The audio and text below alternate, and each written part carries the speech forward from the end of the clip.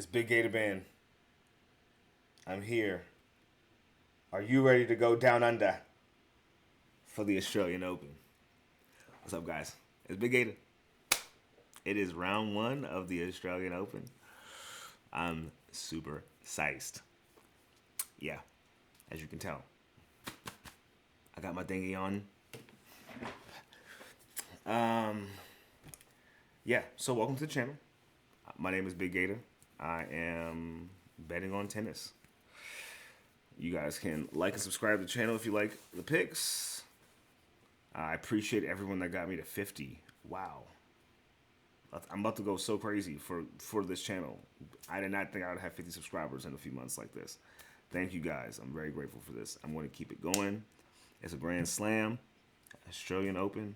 We're going to smack this shit upside the head. Get all the money. All of it. Give me all the money.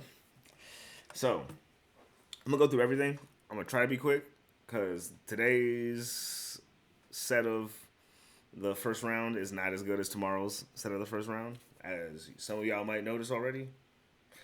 If you've been keeping up with Adelaide and Auckland, then you know that the people that we want to be seeing are playing tomorrow. So there's a few matches today. If people have matches that they're curious about that I don't want to cover, because I'm not going to cover everything, I'm going to tell you, I'm going to mention it, and then I'm going to move past it if I don't like it.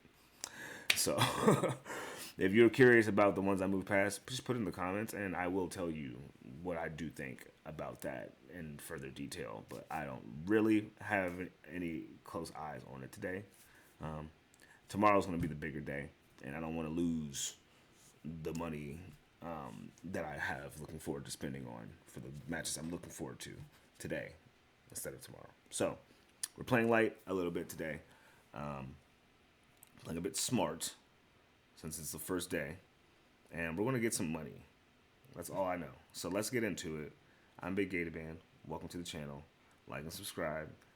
Donate if you want to, if you've been getting some wins, and check out the Discord. It's free, and we give more picks there. Let's hop right into it, though. So, first match, Hugo Gaston, Omar Jessica.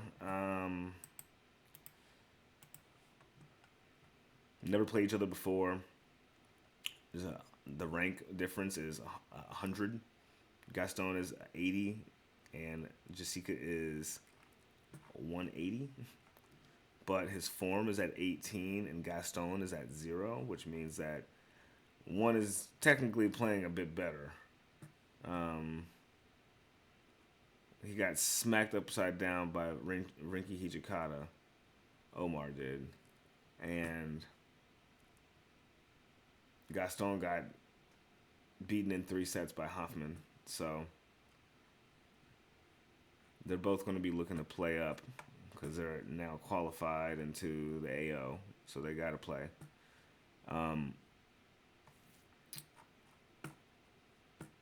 What's the record looking like? Gaston is 5-12 on hard courts last season, and he's currently 0-2 starting out the year.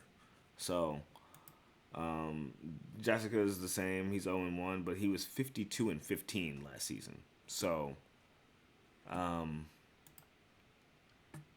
he may win. No funny shit. Like that guy may turn something around and surprise people. Even though he's 100 ranks below.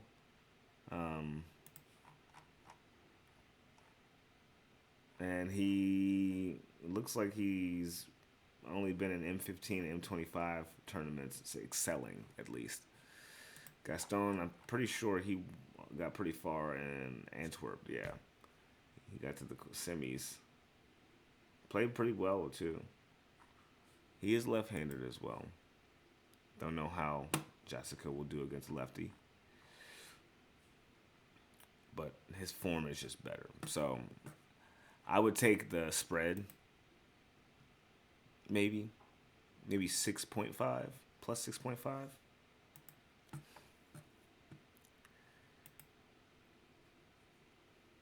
For Jessica. So Omar Jessica plus 6.5 on the spread. That's something I would like. Arthur Feast and Otto Verdinen. Otto is somebody that will surprise you. I do know a little bit about how he's play. I've seen a few of his matches. Arthur Feast, when he's good, he's not. He's great. So I mean, they've played each other once before. Arthur won, obviously. Um, Arthur's ranked 20. Otto's ranked 92, so it's a 72 rank discrepancy. Um, he still got a set off of Arthur though, like 2 years ago in 2023. So they're both coming off of a loss. Um, Arthur in Hong Kong and Otto in Helsinki. So it could be a competitive one since they're both automatically qualified into the AO. So Arthur Feast is supposed to win. You never really know. When we got people that are, coming from different countries and how well they are and how well they're rested and if they are in a good enough form to go through the whole thing. That's with any player any given time, but this is a little weird because even though he's been in challengers, Arthur should win. He should win in 3 sets. That should really be it. He should win in 3 sets.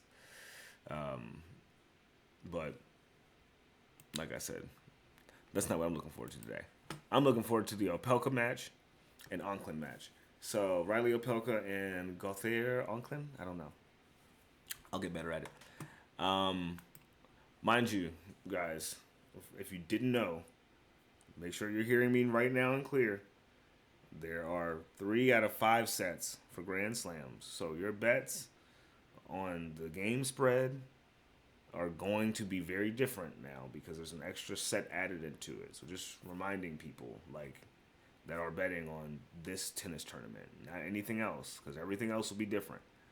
This tournament, if you're taking someone to win in straight sets, they're not going to win 2-0. They have to win 3-0. So if they're winning 3-0 and they're winning 6-1, 6-1, 6-1 in each set, then the spread that you have the other person covering plus 4.5 is getting smoked. It's at minus 14.5 now. So just realize that the spreads can get as high as 18 if somebody's really getting blown out in this. The max would be 12 in any other match. Now here it's 18. So just keep that in mind. The threshold is increased. So people can lose by a lot more and win by a lot more. Opelka. Now, this is a hard one because this is the one match I'm looking forward to today. I'm going to be having popcorn, get drinks and shit like that. I'm going to be cooking for this match. I'm going to have a ball watching this, but I'm a little bit concerned because Opelka did. If you guys did watch the Brisbane International a few days ago, he was in the finals with Yuri Lehechka right after beating Novak Djokovic. So, and he backed out because of a back injury. He said his back was hurting. But he also mentioned that his back, his physicality has been due to a change in how he plays. So due to these new changes in how he plays,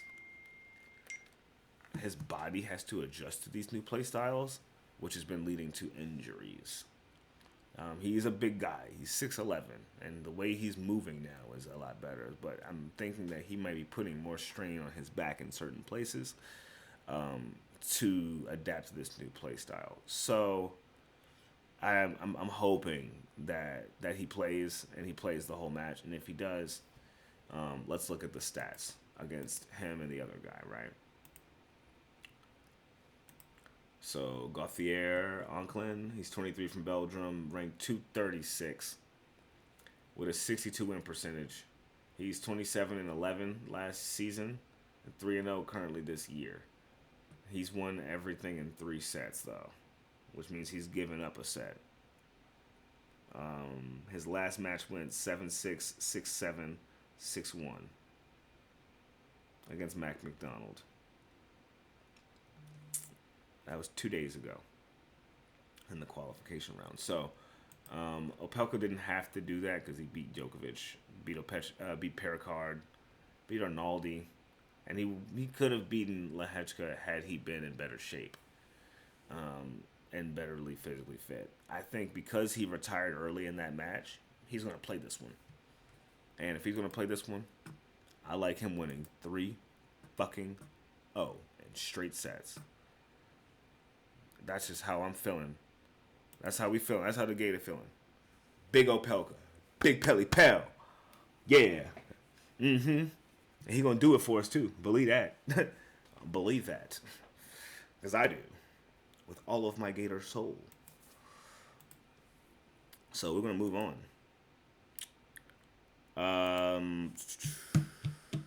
Hadi Habib versus Bu Anchikate. I think that's how you say it. 22 years old from China. Going against where's this guy from?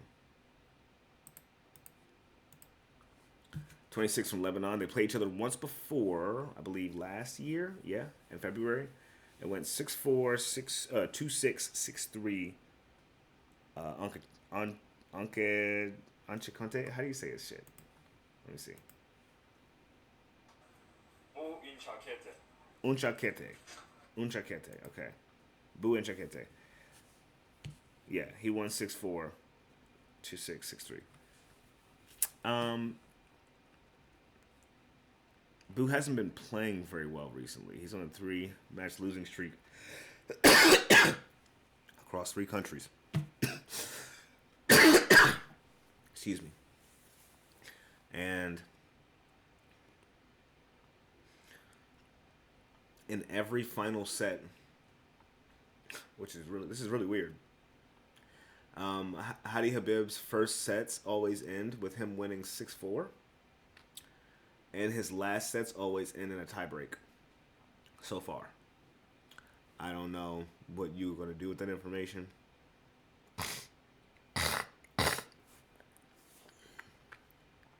I don't know what to do with that information. Maybe take, if you want to be crazy, the correct score first set. Hadi Habib 6-4. That's plus 700. If that happens, wow. Okay, but if it or you could take it 7-6. First set, maybe round robin. That was something. I don't know. I think 6-4 because it's happened in the first sets for the whole time he's been there. Why not keep seeing if it happens? And Boo's been losing, so he's ranked fairly higher than him, but he's been losing. And he's been losing to people that are pretty fair for him to lose to, but not really. He should have kept up a bigger fight against Jean-Leonard Struff. And he could have beat Borges. But he didn't. So with that being said, I think that he could give up a set. And the set could be the first set going to Habib. Just something to think about. And if this is his first major for Habib, then it would make sense that he plays up really hard in that first set so he can get as much ground covered as possible. All right, and now it's gone. They took the bet down.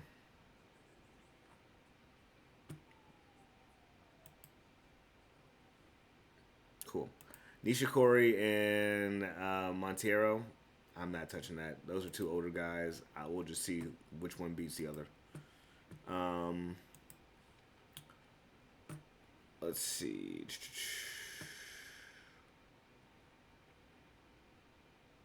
Adam Walton and Quentin Hallis. They never played each other. Quentin is 28 from France. Walton is 25 from Australia. Home court advantage. They're ranked 20 apart from each other. Quentin is plus 10. Walton's a minus 2 right now. They've both coming off of a loss. Quentin backed out at Adelaide for probably to prevent injury or because he had a slight one and wanted to deal with it then and there. Uh, Adelaide for Bolton, he lost to Cazal. He was pretty good, Arthur Cazal. The other French lad, or is he Australian? I think he's French too, though. Yeah, he's French too. There's two Arthurs. There's a black Arthur and a white Arthur. This is the white Arthur. But yeah, so Walton lost against him 5-7, 1-6. Yikes. But he beat Rinki Hijikata in 3 sets. Lost to Tiafo. 2 sets. I don't think I'm going to touch that one. You guys let me know what you guys play with that one. Casper Ruud. 9 p.m. match against... Who is this? Jume Menard? Jume Menard? Let's see. Where is it?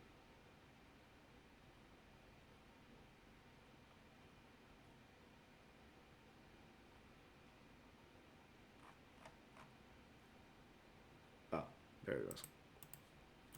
Sorry. They played each other 5 times. Casper Ruud has beaten them 4 times and lost the last time they played in 2022. I like the fact that he's lost last time. That makes it easier for us, right?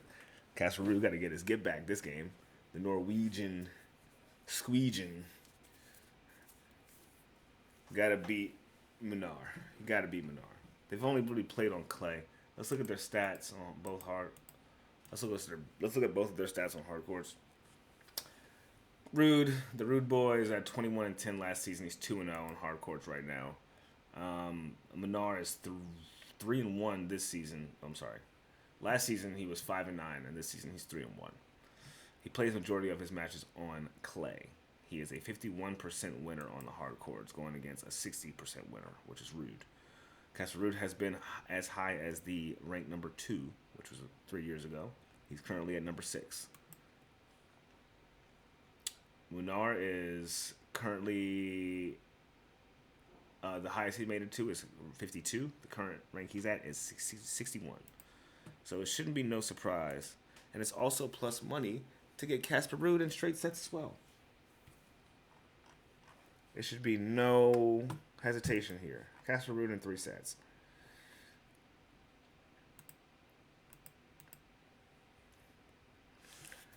And if you guys want to be all safe about stuff, of course you can take the money lines instead. But they won't really get you the money. I'm trying to get some profit out of these situations. You feel me, bro? You feel me? Yeah, feel me?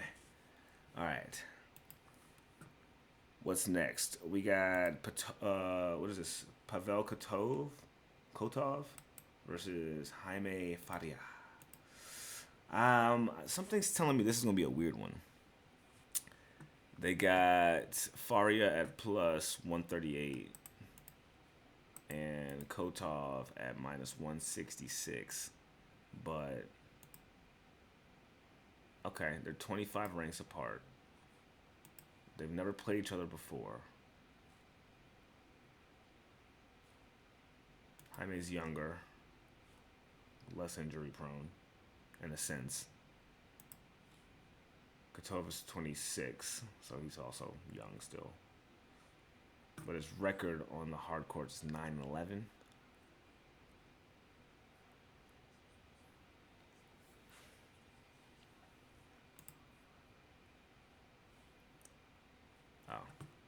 Is 9-11 on the hard courts, and then this year he's already 1-2. Kotov. Faria is 25-5 or 24-5 last season and 3-1. This kid might win. He's coming from challengers, but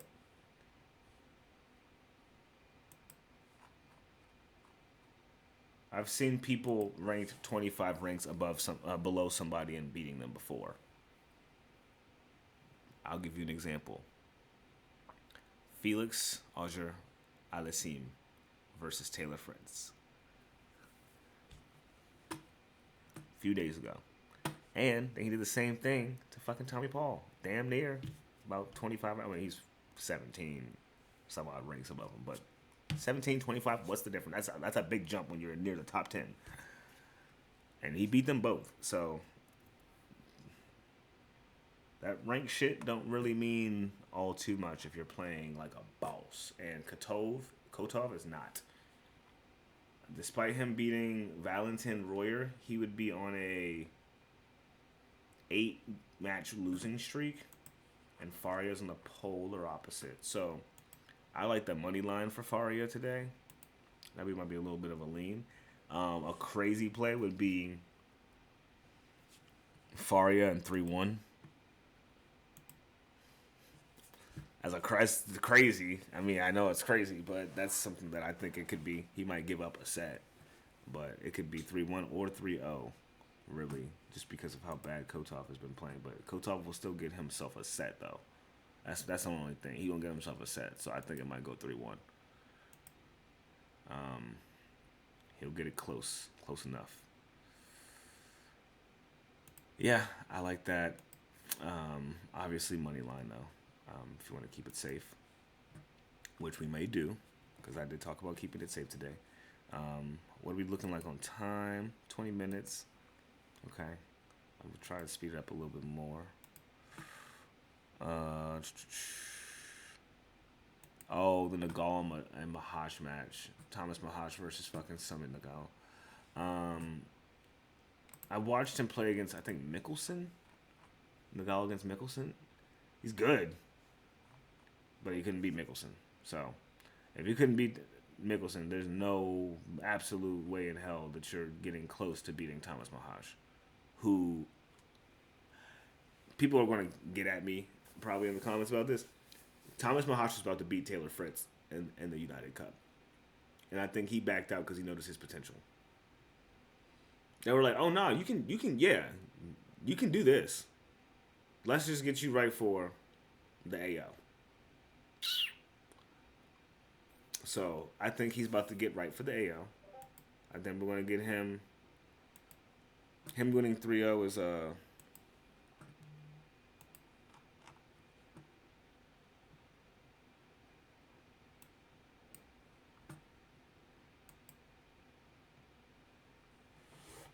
him winning 3-0 is minus 165. So yeah.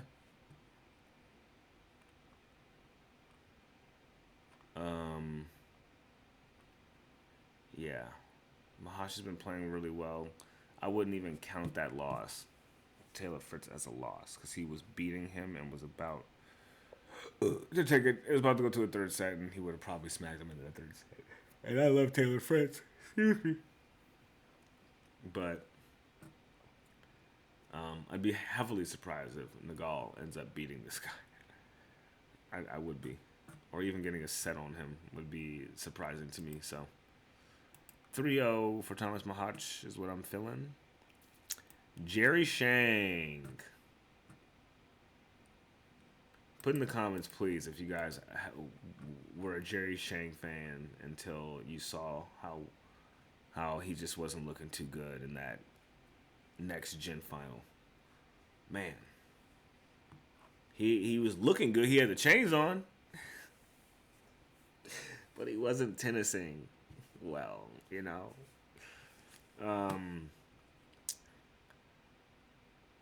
Yeah, so he's been making a slight little. He bounced back from that. He basically has been on a winning streak and then retired to probably get himself ready for Australia, because he retired from Hong Kong and then came up here. He beat Fabian Marzan, Pedro Porchero, and he beat Coleman Wong. Those are some pretty decent people for him to have beaten, in my opinion. Alejandro Fokina, he lost to Sebastian Korda. That was going to happen. Sebastian Korda is spanking right now. He lost to Felix, but I like how he's looking right now. I lost money on that, a little bit of money betting on Korda last night, but the thing, it was between me deciding whether Sebastian Korda, who's been playing well in the last two matches, off injury, would win based on how well he looked, or is Felix Auger-Aliassime going to just keep beating people above his rank? Is that the mood he's in? That's what I had to decide between, because I was like, all right, he beat Tommy Paul. If he's going to beat Tommy Paul, he's probably going to beat Sebastian Korda, but Sebastian Korda's playing really well, so I don't know if he just beats him. So it was like, all right, well maybe he just doesn't beat him. So I took him on the spread. I took Felix on the spread, of course that hit, and then I took Sebastian to win. Didn't happen. But that happens, right? So Jerry Shang, I mean, I want to root for you, bro, but maybe we just watch and see how he does in this one. Because you just came from Hong Kong. You was doing well in Hong Kong, but you're not in Hong Kong no more. So look, we got to see what's going on.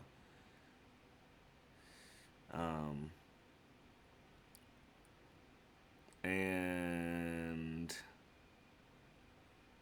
I'm not going to look at Demir and Vucic. I don't care about that one. Pedro, Porchero, and Daderi. I don't care about that one.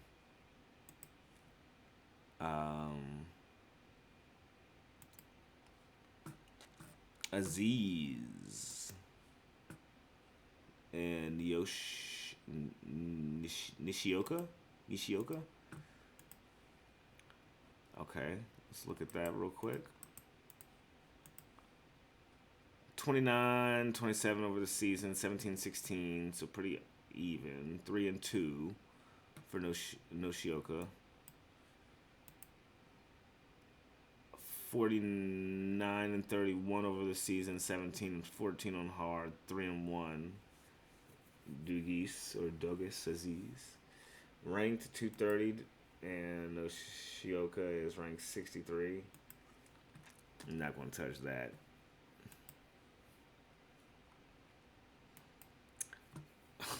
Ugo Humpere versus Matteo Gigante.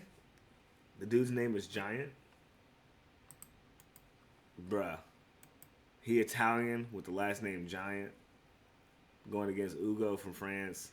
You know I love Ugo, lefty Ugo, but bruh. This dude's name is Gigantic. What? Oh my god, that's crazy. Alright, so let's look at their stats. Ugo, you know, he was in the Paris final against Zverev. Lost. Straight sets.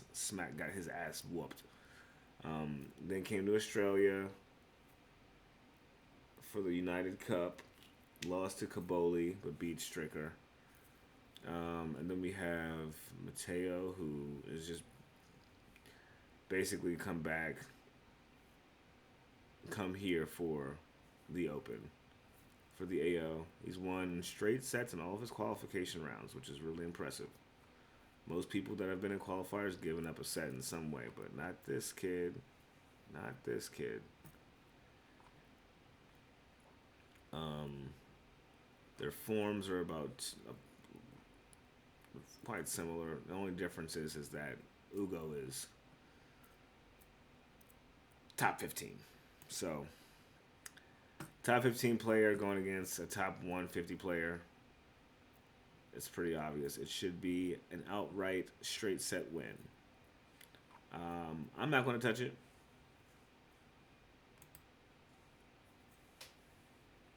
But it's an obvious dub. You guys should play it if you want to. And then the last two that we're going to look at, and then we're going to get out of here because I know you guys are like, God, he's still talking. Yuri Lehechka and Lee 2. Come on. What we talking about? Big Yuri. Okay? Yuri Lehechka going to have a big year. It's going to be the big Yuri Lehechka. Year of Lehechka, if you will. All right.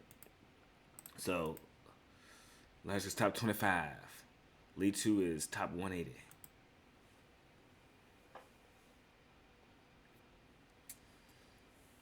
Yuri is 5-0 going into the new year, and Lee 2 is 2-2, losing to Ben Bazzi and Nishioka.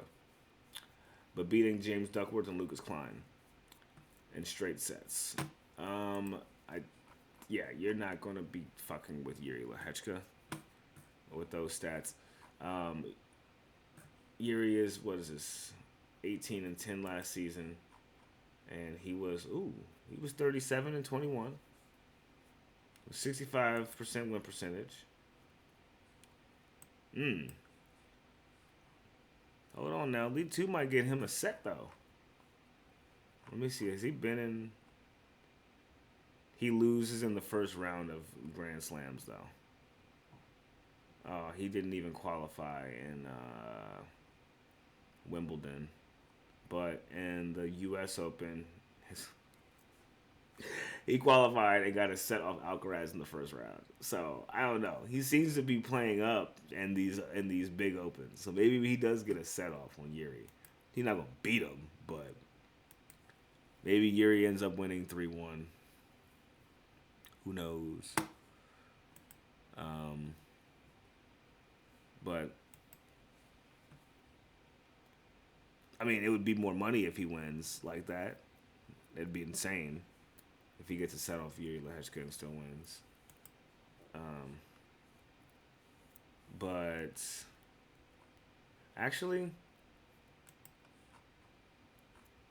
on paper, he's better than him.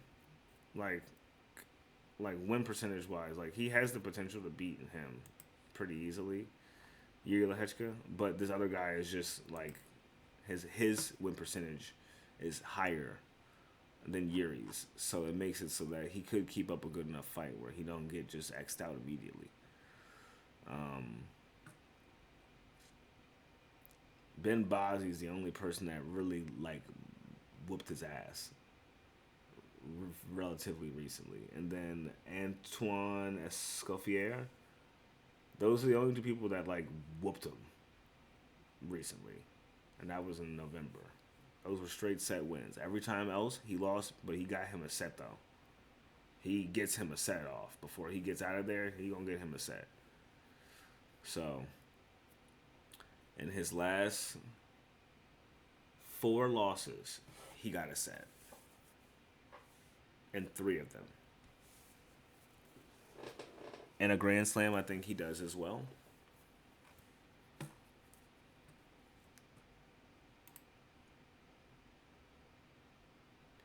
It's even money for him to win like a set, but it's plus 260 for Yuri Lehechka to win 3-1. So you can either take him to win the set, or you can take that combined with Yuri Lehechka winning. I'm gonna probably do the latter. And our last but not least, of course, we have Big Alex Zverev playing at 4:30 in the morning. Lord, not gonna be seeing that, but we will be putting money on it.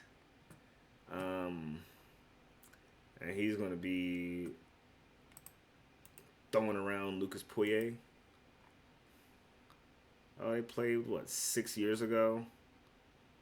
He's 3 years older. He's French. He's ranked 104. Zverev is ranked 2. Both of their forms are both at 16 right now. And they have played each other before, like I said, 6 years ago in Australia at Perth.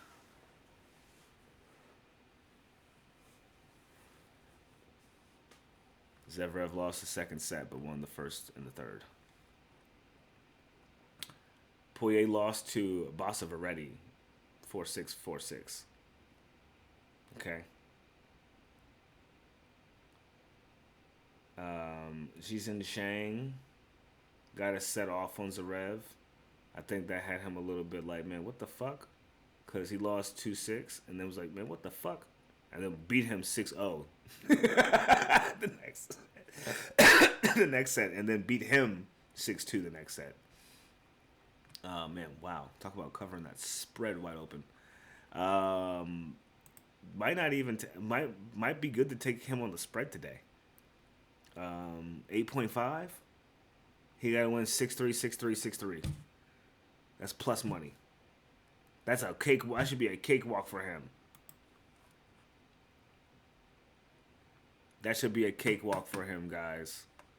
Because him at 3-0 is minus 250. There's no money in that. So him winning 6-3, 6-3, 6-3 is where your biggest bang for your buck is going to be. But anyway, there's some plays I like here today. Obviously, we probably going to have some stupid looking parlays today, just because there's a lot of people playing and I can't help myself. But I will try my best to be smart about it today. Hopefully, you do the same. This was Big Gator covering round 1 of the Australian Open. We will be covering tomorrow, the next day, the next day, the next day, the next day, the next day, the next day. This will be going on until like the 20th, next 2 weeks. So we're going to have tennis back for a while. I gotta go though because I have to put in my football plays for today. So if you guys are interested in those, you can find them in my Discord. Don't forget to like and subscribe to the channel. Let's get some money today, guys. It's Big Gator. Welcome to the Australian Open. Let's get this money. Love you all. Peace.